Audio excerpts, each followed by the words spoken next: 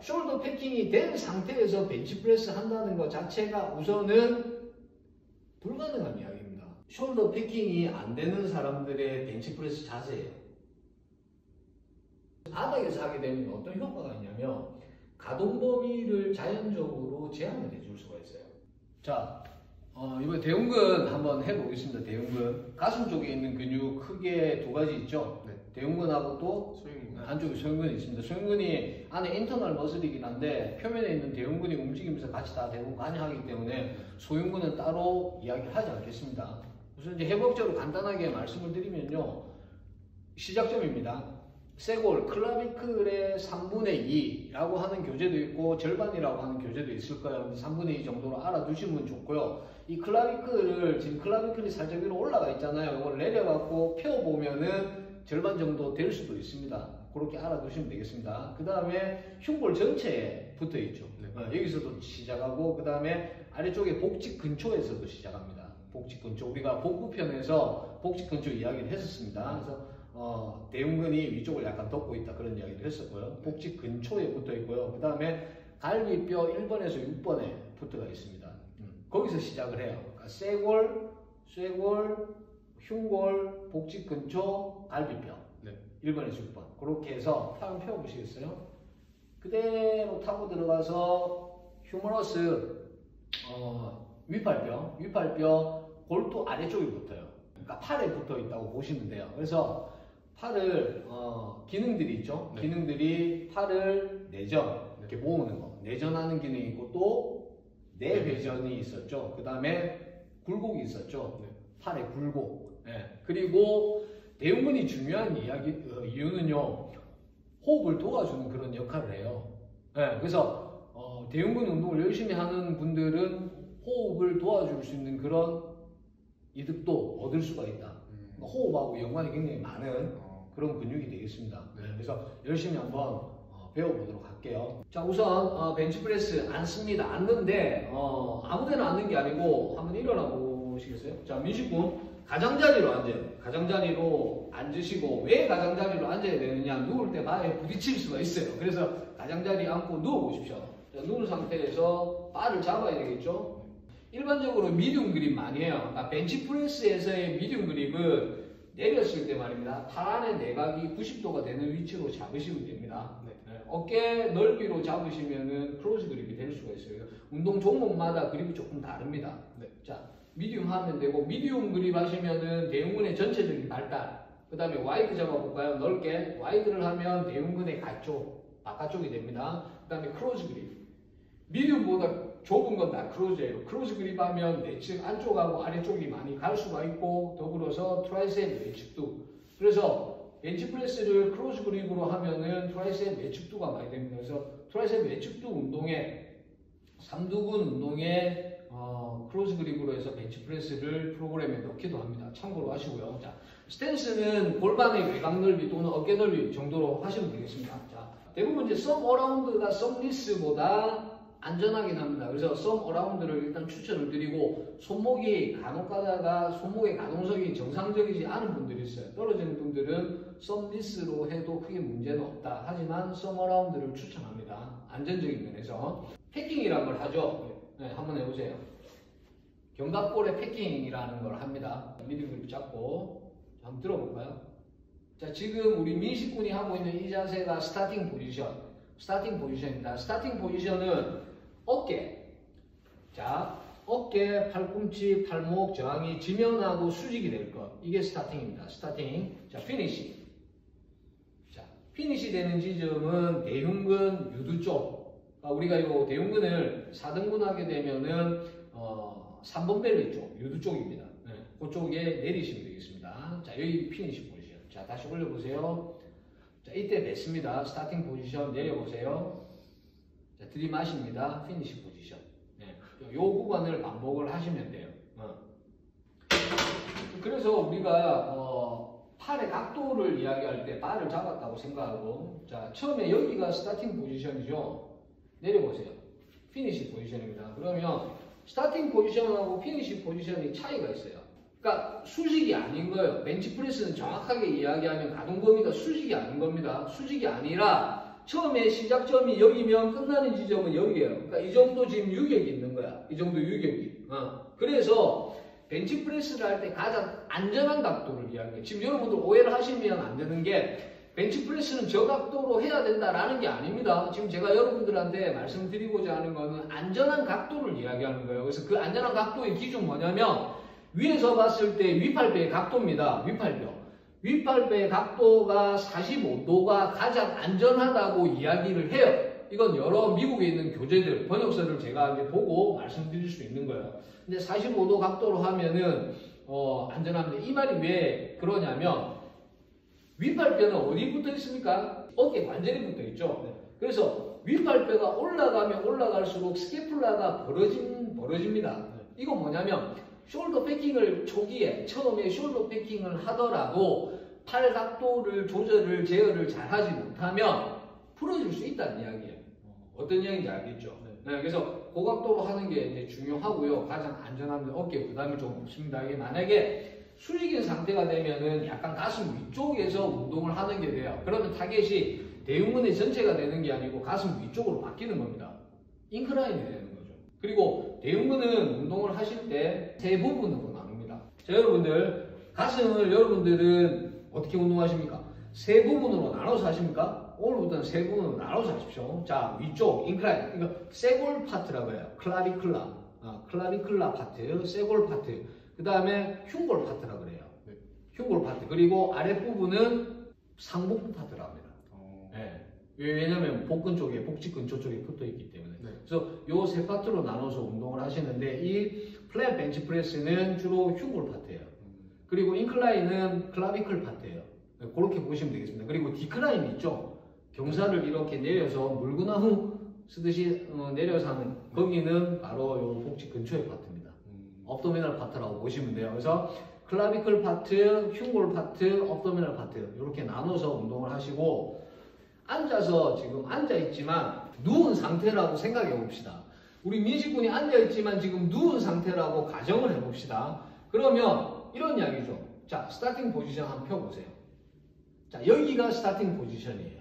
자, 옆으로 잘 돌아보면 어깨, 팔꿈치, 팔목장이 지면하고 수직이 된단 말이에요. 누워있다고 가정하면. 그죠? 아시겠죠? 그 이야기입니다. 근데 피니시는 어디예요? 유두 쪽에 와야 되니까 여기가 아니죠. 여기죠. 그러니까 이만큼 유격이 있다는 거예요. 시작하는 지점과 끝나는 지점의 간격이. 그러니까 벤치프레스의 가동 범위는 수직이 아니라는 이야기예요. 완만한 선을 그린다. 아주 완만한 선. 어느 만큼? 이 정도 간격만큼. 팔의 각도 45도가 가장 안전하다는 이야기입니다. 신장성 수축되었을 때 팔의 각도를 이야기하는 거예요. 만약에 벤치프레스의 각도가 수직이라면 여기서 움직여야 된다. 그러면 클라비클 파트라고. 근데 이 운동은 클라비클 파트의 운동이 아니에요. 쇄골 파트가 아니에요. 흉골 파트라고. 내려오는 게 맞다는 이야기예요. 이해가 갑니까? 반대로 이렇게 이야기할 수도 있어요. 플랫이지만 가슴 위쪽에 자극을 주고 싶다. 그러면은 올려서 하면 됩니다. 돼요. 안 되는 거 아닙니다. 이론적으로 됩니다. 단지 뭐냐? 이렇게 하면 어깨 쪽에 스트레스가 많이 가기 때문에 내려서 할 뿐이라는 거지. 그런 분들이 있거든요. 플랫 벤치 프레스를 할 때 위쪽으로 내리는 분들 많아요. 한번 해보세요.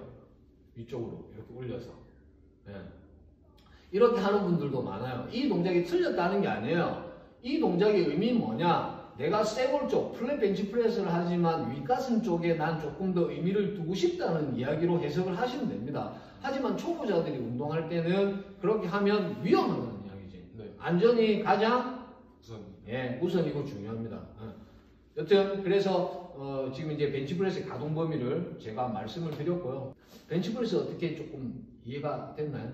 그러니까 그 윗팔뼈의 그 각도에 대해서는 아예 생각이 없었었는데 좋은 내용이었던 것 같고 평소에 벤치프레스 할 때 좀 궁금했던 게 제 주변 친구들도 보면은 벤치프레스를 하다가 이제 어깨 전면 쪽에 통증이 있다고 하는 친구들이 많아서 그거에 대해서 혹시 말씀해 주시면 좋겠습니다. 좋습니다.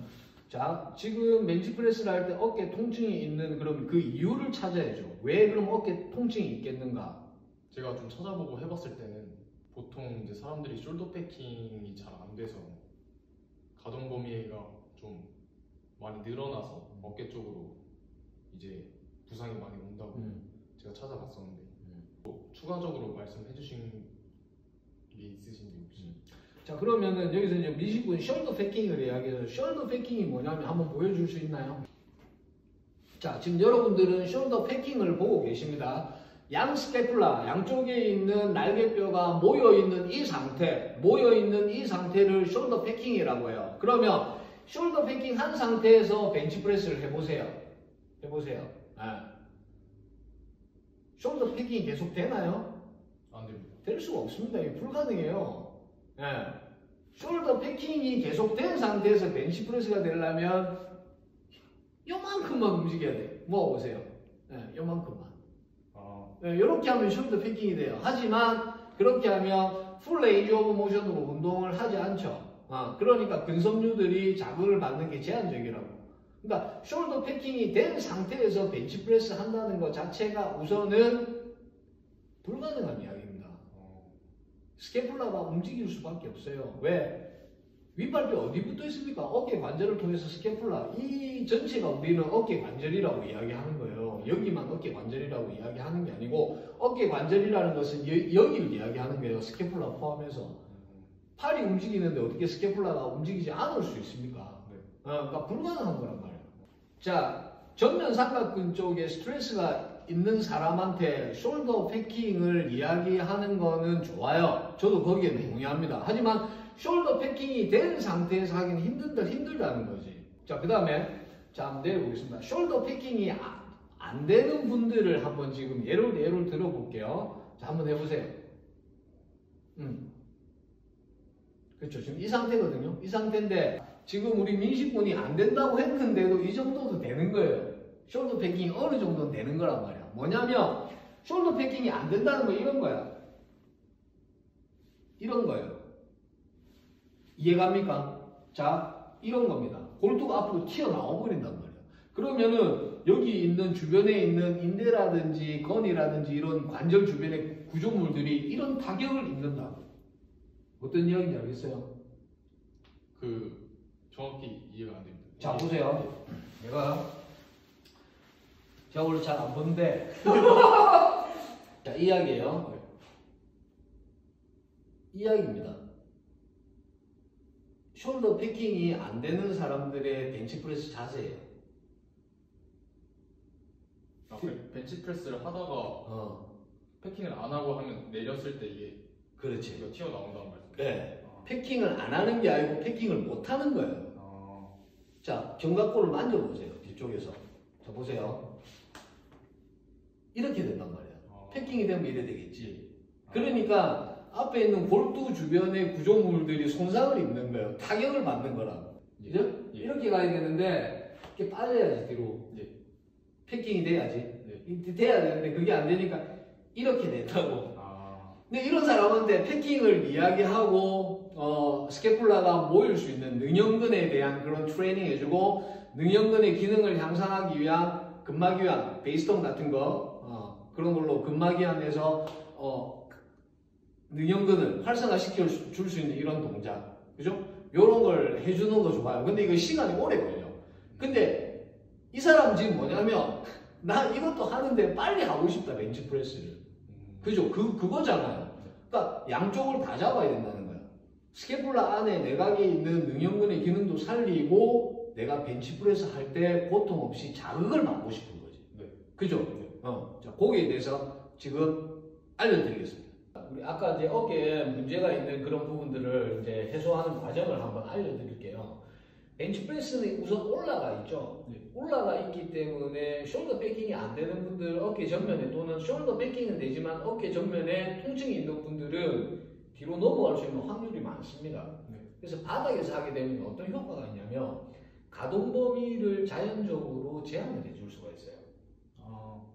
그렇지. 바닥에서 내려갈 수 있나요, 더? 그렇죠. 바닥을 긁고 못 내려가죠. 이게 왜 중요하냐면 윗팔뼈는요, 여러분들 잘 들으세요. 지금 제가 드리는 말씀을, 윗팔뼈는요 지면하고 평형일 때는 스트레스가 없어요. 그러니까 벤치프레스를 할 때 이 각도에서는 스트레스가 있을 수가 없어요. 무슨 이야기인지 알겠어요? 이 동작부터 시작하는 거예요. 이 동작부터 하는데 만약에 누군가 도와줄 사람이 있다면 매뉴얼 트레이닝 하세요. 이제 매뉴얼 트레이닝 나중에 할 때 또 넣을 텐데 우선 이제 그 질문이 나왔으니까 제가 한번 보여드리겠습니다. 트레이너가 뒤쪽에 머리 위쪽에 가까운 자리에 앉고 무릎 앉아.